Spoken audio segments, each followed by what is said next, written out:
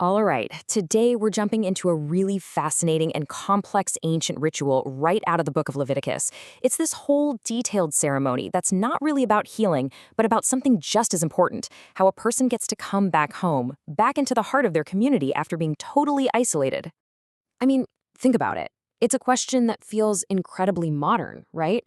How do you actually rejoin society after you've been cast out? This ancient ritual is, believe it or not, a step-by-step playbook for exactly that. So to get what's going on, we have to meet the main character here, the Metzora. This is someone who had a condition called tsarat, and it meant they were completely cut off from everyone living outside the camp. And here's the most important part. This ceremony isn't about curing them. That's already happened. This is the official, final step to end their exile. Okay, so let's get into the actual mechanics of this reentry process. As you're about to see, this is so much more than just a simple ceremony. The number one thing to get is that this is a full-blown legal and spiritual restoration. Every single step is meticulously designed. It's like they're systematically unwinding the person's status as impure to formally give them back all their rights and responsibilities. It's a public, procedural, and very real return to normal life. And this is where things get really interesting, because the whole process kicks off with an offering that seems to break the rules. It creates this fantastic legal puzzle that scholars have been chewing on for centuries. The great medieval scholar Rashi was reading this, and he noticed something odd. The text says where the specific offering should be slaughtered. But here's the thing. That rule had already been established for all offerings of this type. So Rashi asks, why say it again? That question is a huge clue that something special is happening here. And here is Rashi's absolutely brilliant solution. You see, the Metzora's offering was unique. It first had to be presented at the Nikanor Gate, which was away from the altar. So because of that exception, you might naturally think, well, maybe the slaughter location is different too. So the text repeats the rule. It's got to be on the north side, just to clear up any possible confusion. It's a legal clarification, making sure that even in this one special case, the core rules don't change.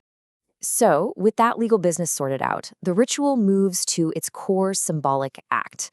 And this is where it gets very direct, very physical, involving the application of sacred stuff right onto the person's body. The priest takes blood from that offering and dabs it on 3 very specific spots on the person's right side: their ear, their thumb, and their big toe. Just think about the symbolism there, right? It's about what you hear, what you do, and where you go. It touches all the fundamental ways a person engages with the world. And here's a little detail I just find amazing. The Hebrew word for that part of the ear is Tenuch. And Rashi, we're talking about one of the greatest biblical scholars in history. He gets to this word, and in his commentary, he just straight up admits the etymology of the word is unknown to me. It's this incredible moment of honesty that just makes the whole thing feel so human. Okay, so after the blood, a new element comes into play: pure olive oil.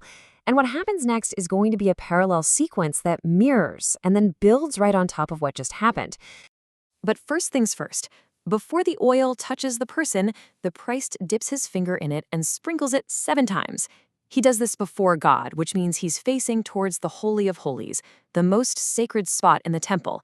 This act basically consecrates the oil, setting it apart and making it holy for the job it's about to do. Then the priest goes back to the person, and with that holy oil, he touches the exact same 3 spots: the ear, the thumb, and the toe. And here's the incredible part. The oil is placed directly over the blood. You get this powerful layering effect. It's like the blood represents atonement, the foundation. And now a new status of holiness and rededication is being placed right on top of it. And finally, to cap the whole thing off, whatever oil is left in the priest's hand is placed on the person's head. That's a classic act of anointing, you know? It's the final seal, signifying a complete and total restoration of their place in the world.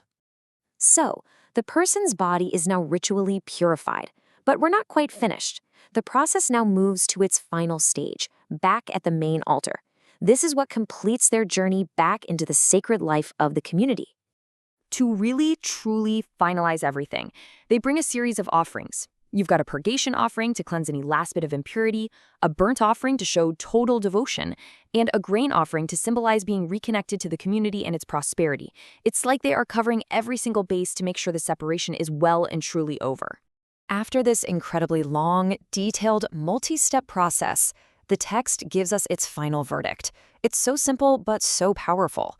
Once the offerings are done, the priest has made things right for them, and they are finally pure. The isolation is over. They get to go home. You know, exploring a procedure this specific really makes you wonder about our own world.